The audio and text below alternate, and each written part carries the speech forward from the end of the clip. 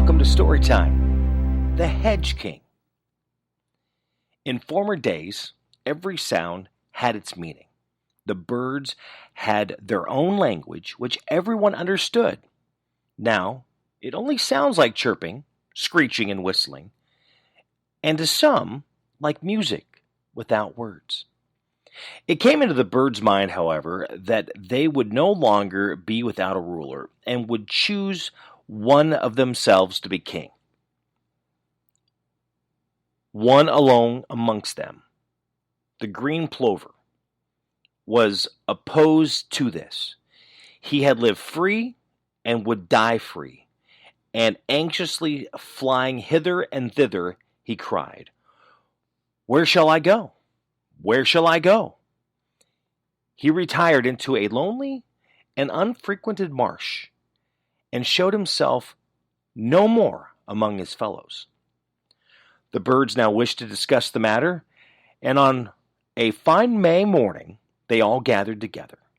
From the woods and the fields, eagles, chaffinches, owls, crows, larks, sparrows. How can I name them all?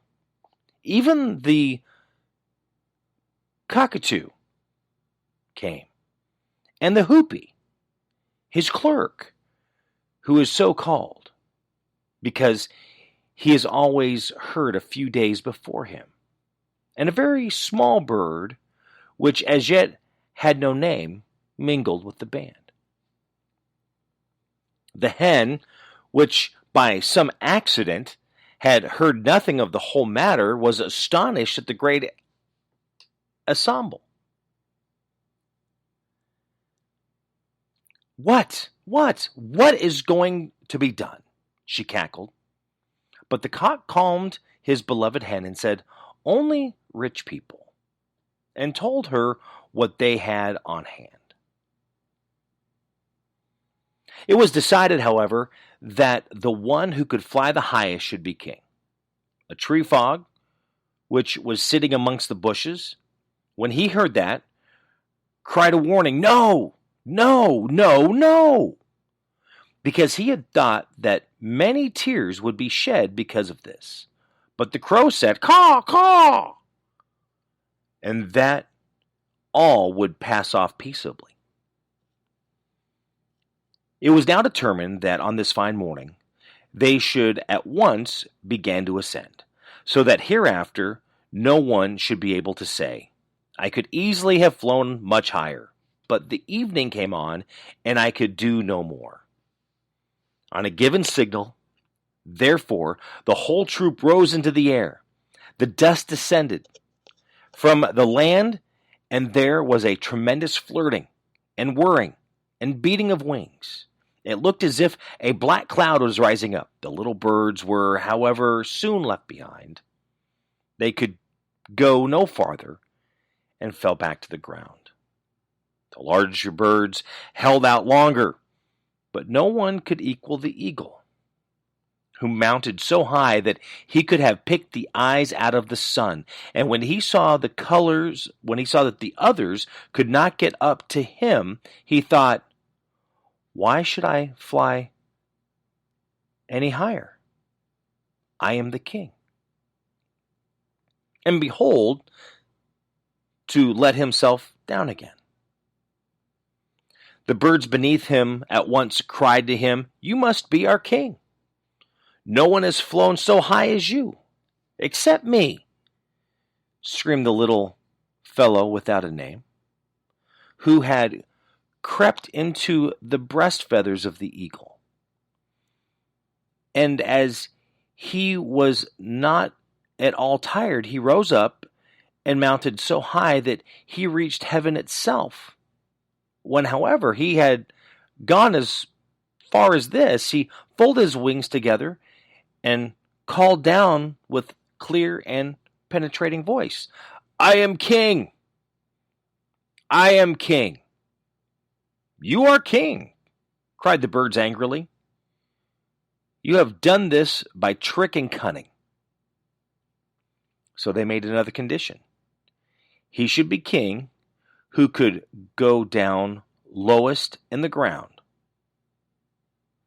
how the goose did flap about with its broad breast when it was once more on the land. How quickly the cock scratched a hole. The duck came off the worst of all, for she leapt into a ditch, but sprained her legs and waddled away to a neighboring pond, crying, "Cheating, cheating." The little bird without a name, however, sought out a mouse hole, slipped down into it, and cried out of it with his small voice, "I am king! I am king!" "You are king," cried the bird still more angrily. "Do you think your cunning shall prevail?" They determined to keep him a prisoner in the hole and starve him out. The owl was placed as sentinel in front of it, and was not to let the rascal out if she had any value for her life.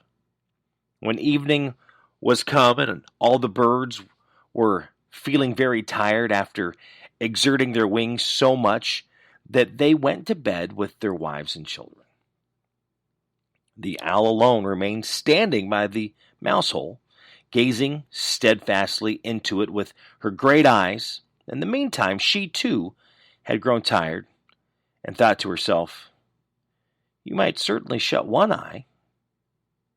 You will still watch with the other, and the little miscreant shall not come out of his hole." So she shut one eye, and with the other looked straight at the mouse hole. The little fellow put his head out and peeped, and wanted to slip away, but the owl came forward, and he drew his head back. Then the owl opened the one eye again and shut the other, intending to shut them in turn all through the night. But when she next shut the one eye, she forgot to open the other. And as soon as both her eyes were shut, she fell asleep. The little fellow saw soon that and slipped away. From that day forth, the owl has never dared show herself by daylight, for if she does, the other birds chase her and pluck her feathers out. She only flies out by night, but hates and pursues mice because they make such ugly holes. The little bird, too, is very unwilling to let himself be seen, because he is afraid it will cost him his life if he is caught. He steals about in the hedges, and when he is quite safe, he sometimes cries, "I am king." And for this reason, the other birds call him in mockery Hedge King. No one, however, was so happy as the lark at not having to obey the little king. As soon as the sun appears, she ascends high into the air and cries, "Oh, how beautiful that is! Beautiful that is! Beautiful, beautiful! Ah, how beautiful that is!" The Hedge King.